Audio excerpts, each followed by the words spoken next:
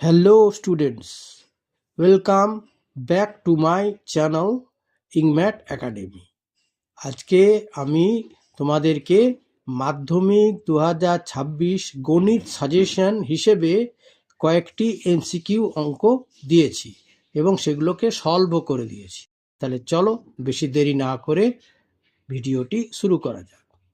Number 1-এ বলা হয়েছে সঠিক উত্তর নির্বাচন করো। একের দাগেরটা বলা হয়েছে 5 বছরের সুদ আসলের 1/4 অংশ হলে বার্ষিক সরল সুদের হার হবে। 4টি অপশন দেওয়া আছে, কোনটি সঠিক নির্ণয় করতে হবে। এটি এইখানে আমি সমাধান করে দিয়েছি। মনে করি আসল প্রিন্সিপাল মানে পি সমান এক্স টাকা, সুদ ইন্টারেস্ট সমান আই সমান কি বলা হয়েছে আসলের 1/4 অংশ, অর্থাৎ এক্স ইন্টু 1/4 টাকা। তাহলে কি হলো এক্স ইন্টু 1 মানে x/4 টাকা। এটা হলো ইন্টারেস্ট আই। সময় টি সমান বলে দেওয়া হচ্ছে 5 বছর, আর বার্ষিক সুদের হার আর সমান প্রশ্নবোধক চিহ্ন মানে এটিকে নির্ণয় করতে হবে। তাহলে সরল সুদের সূত্র অনুযায়ী আই সমান PRT/100 অর আর সমান এখানে আই ইন্টু 100টা উপরে গেল, নিচে হলো পি ইন্টু টি। আবার বলছি আর সমান হলো I into 100 by P into টি।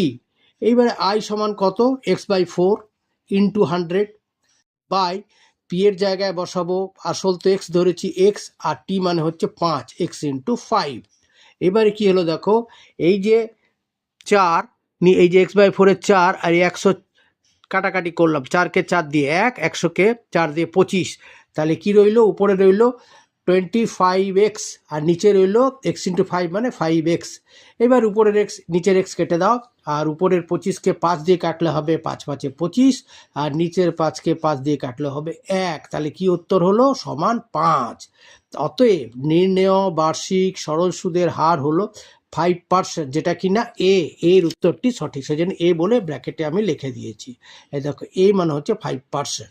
আচ্ছা, পরের অঙ্কটি 2-এর অঙ্কটিতে বলা হয়েছে x/y সমান 5:7 হলে 1/x² 1/y² সমান কত? ঠিক আছে, সমান এখানেও 4টি অপশন দেওয়া আছে এ বি সি ডি করে, এখানে আমি সমাধান করে দিয়েছি। তাহলে x/y সমান বলা হয়েছে 5:7।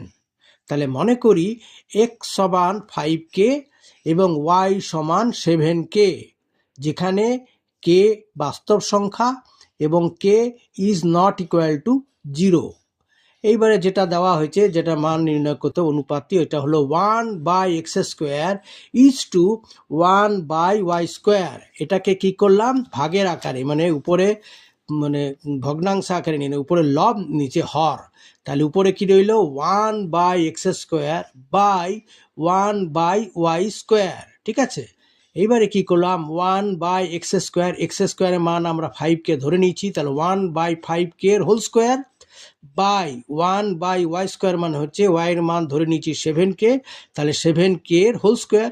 তাহলে কি দাঁড়ালো 1/25k² বাই 1/49k²। এইবারে এটাকে 1/25k² ইন্টু 49, এই যে উপরে নিয়ে গেলাম নিচে রইল 1, তাহলে হলো কি ইন্টু 49k² বাই 1। এইবারে দেখো k² উপরের k² নিচের k² কেটে দিলাম, তাহলে হলো 49/25 সমান সমান এটাকে অনুপাতের আকারে আনলাম 49:25, যেটা কিনা উত্তর কোথায় আছে না এতে আছে, দেখে নাও এই দেখো এতে আছে 49:25।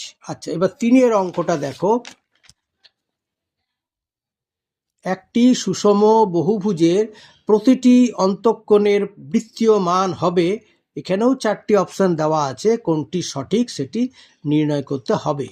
তাহলে সমাধান সুষম বহুভুজটির বাহু সংখ্যা n সমান 5। পঞ্চভুজ বলেছে, এখানে পঞ্চভুজের বাহু সংখ্যা তো 5, সেই জন্য লিখলাম সুষম বহুভুজটির বাহু সংখ্যা n সমান 5। সুষম বহুভুজটির অন্তঃকোণগুলির সমষ্টির ফর্মুলা হচ্ছে 2 into within bracket n-2 into 90 degree. ঠিক আছে, এই ফর্মুলা দেখো, 2 into within bracket n-2 into 90 degree. তাহলে 2 ইন্টু n মানে তো 5, তাহলে 2 into within bracket 5-2 into 90 degree সমান 2 গুণিত 5 থেকে 2 বিয়োগ গেলে হচ্ছে 3 গুণিত 90 ডিগ্রি। তার মানে কত হলো, 3 দুগুণ 6, 6 9 54, মানে 540 ডিগ্রি। এটা হচ্ছে অন্তঃকোণগুলির সমষ্টি। অতএব সুষম পঞ্চভুজটির প্রতিটি অন্তঃকোণের মান হবে 540 সমষ্টি। তাকে প্রতিটির বার করতে হলে 5টি বাহু ছিল, তাহলে 5 দিয়ে ভাগ করতে হবে, করলে হবে 108 ডিগ্রি। এইবারে দেখো, এইটাকে ষষ্ঠিক পদ্ধতিতে আছে 108 ডিগ্রি, এটাকে বৃত্তীয় পদ্ধতিতে বৃত্তীয় মান নির্ণয় করতে হবে। অতএব পঞ্চভুজটির প্রতিটি অন্তঃকোণে বৃত্তীয় মান সমান 108 degree into pi by 180 degree. এইবারে আমি 36 দিয়ে কাটলাম, 108কে 36 দিয়ে কাটলে হবে 3 36 108, মানে উপরে গেল 3, আর 180কে 36 দিয়ে কাটলে হবে 5 36 180, সমান কত হলো বৃত্তীয় মানটা 3π/5। এটার আনসারটা হচ্ছে বি এর মান, দেখে নাও বি, এই যে বি এর হচ্ছে 3π/5। আচ্ছা, এরপরে 4এর অঙ্কটা, একটি আয়তঘনের তলের সংখ্যা f, শীর্ষবিন্দুর সংখ্যা v এবং ধারের সংখ্যা e হয়, তবে কোনটি ঠিক? আচ্ছা, এইখানে আমি নিচে অপশনগুলো দিয়ে দিয়েছি, এখানে জায়গা ছিল না বলে আবার বলে দিচ্ছি। দেখো, একটি আয়তঘনের তলের সংখ্যা তো আমরা জানি 6টি আয়তঘনের তলের সংখ্যা, এবং একটা আয়তঘনের শীর্ষবিন্দুর সংখ্যা 8টি, এবং আয়তঘনের ধারের সংখ্যা সমান 12টি। এই তিনটি বারবার করে মনে রাখবে, তলের সংখ্যা 6টি, শীর্ষবিন্দুর সংখ্যা 8টি, আর ধারের সংখ্যা 12টি। তাহলে এইখানে যে 1 নম্বর 2 নম্বর ABCD করে এরটাই সঠিক উত্তর হবে। করেছি কি দেখো, f প্লাস ভি সমান হচ্ছে E+2। এফ মানে হচ্ছে, ওই যে বলা হয়েছে, এফ মানে হচ্ছে তলের সংখ্যা, তাহলে বসালাম 6, প্লাস ভি মানে হচ্ছে মানে শীর্ষবিন্দু সংখ্যা 8, তাহলে 6 + 8 সমান ই মানে হচ্ছে 12, মানে ধারের সংখ্যা +2। এইদিকে দেখো, 6 + 8 যোগ করলে হবে 14, সমান 12 + 2 যোগ করলে হবে 14, মানে 14 সমান 14। তাহলে এটাই সঠিক।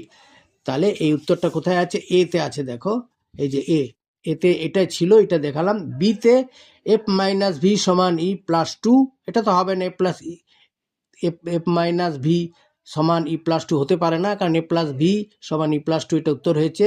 ওরকম f+e সমান v+2, এটাও হবে না। আর ডি মানে f+v সমান e, এটাও হবে না। ঠিক আছে, তাহলে সঠিক উত্তরটি হলো ওই এ। আচ্ছা, পরের অঙ্কটি হলো 5এর অঙ্কটি, 8 15 10 11 7 9 11 13 16 সংখ্যাগুলির মধ্যমা হবে। ঠিক আছে, এটারও ডাইরেক্ট আমি উত্তর করেছি। এখানে দেখো সমাধান, সংখ্যাগুলিকে মানের ঊর্ধ্বক্রমে সাজিয়ে পাই।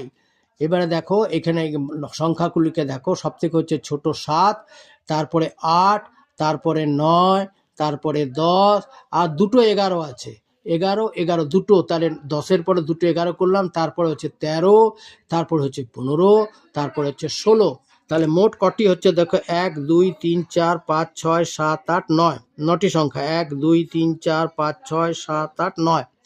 তাহলে পদ সংখ্যা n সমান হচ্ছে 9, আর 9 সংখ্যাটি হচ্ছে অযুগ্ম। তাহলে অযুগ্ম হলে মধ্যমার ফর্মুলা হচ্ছে, সংখ্যাগুলির মধ্যমা হবে n+1/2। আবার বলছি, n+1/2 সমান, n বলতে 9 + 1/2 সমান হচ্ছে 9 আর 1 10, 10/2 সমান 5, মানে 5তম পদ। অতএব প্রদত্ত সংখ্যাগুলির মধ্যমা হবে 11, পঞ্চমতম পদ হচ্ছে 11। কি করে দেখো, এই দেখো 1 2 3 4, এটা হচ্ছে পঞ্চম পদ। ঠিক আছে, আবার বলছি 1 2 3 4 পঞ্চম, তাহলে 11 হচ্ছে সংখ্যাগুলির মধ্যমা। ঠিক আছে? আচ্ছা।